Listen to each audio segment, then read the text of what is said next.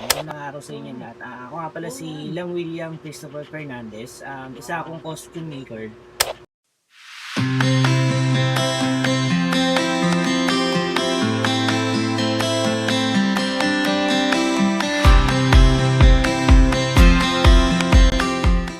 Gumagawa ako ng mga iba't ibang klaseng costume, depende sa pangangailangan ng customer. Pwedeng UN or pwede rin naman mga pang festival or pang pageant. Isa rin dun minsan mga cosplay.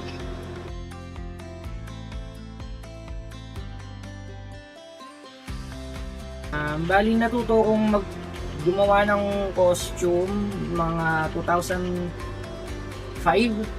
nung nagsisimula akong sumayaw. Kasi nung sumasayaw kami yung gumagawa ng costume namin. So, nung nag-start na kami ng sumasayaw, kami gumagawa ng costume namin, nag-start na rin ako mamasukan sa Divisoria, sa Tabora. So, doon ako natuto, meron ako doon naging amo, doon ako natuto gumawa ng costume. Usually, ang ginagamit namin sa mga ganyang costumes, mga ganito, meron kami ginagamit na Eva foam, kung tawagin, rubber yun, yung rubber matting. Tapos, may mga beads, mga different kinds of beads, different kinds ng feathers na may kulay. Tapos, minsan bumibili rin kami ng mga printed na tela para ma-achieve namin kung ano yung costume or kung ano yung magiging outlook nung nandoon sa pinagagaya namin.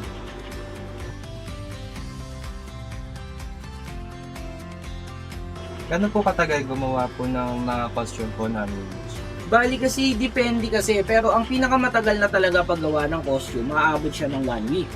Yun yung mga pwede natin sabihin na talagang mga bonggang costume, yung mga tinatawag nila na pangbardagulan. Pag sinabi kasi na pangbardagulan yung costume, ibig sabihin nun, yun talaga yung bonggang costume.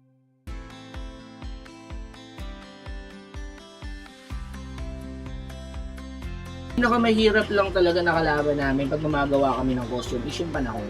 Kasi nakikita nyo, maliit yung working space ko. So pag mga malalaking costume na yung ginagawa ko, kailangan kong gumawa sa labas, tapos biglang uulan. Yun yung pinaka-struggle lang talaga namin. Tsaka minsan struggle din sa pagbuo ng costume kasi hindi mo naman automatically na isang snap ng daliri mo na alam ko na kung paano ito gagawin. So pinag-aaral. Masasabi niyo po ba na evolving art po yung mga costume po na ginagawa? Yung paggawa po ng costume, nag-evolve po siya? Oo, nag-evolve naman siya. Kasi for example, merong nagpagawa sa akin ng costume, tapos meron na ibigay ko na sa first client ko. Meron akong repeat customer na ganun yung gusto, hindi ko siya tinutulad dun sa una.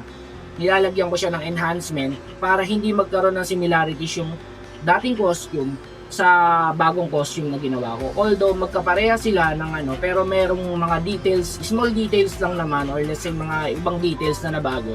Pero yung outcome pa rin is similar doon sa una kong sample.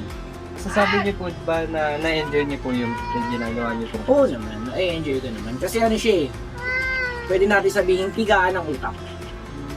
So kailangan kasi pag gumagawa ka ng costume, hindi lang basta marunong ka kailangan malawak din yung imagination mo na paano mo gagawin yung bagay na ganito tulad nung pinapagawa sa iyo kasi hindi naman hindi mo naman alam kung paano nila binuo yun. Although marunong ka na, syempre struggle mo doon yung paano niya to binuo or paano niya to So nakaka-enjoy kasi pinipigaan niya yung utak. Yun yung mga gusto ko yung pigaan ng utak Doon ako.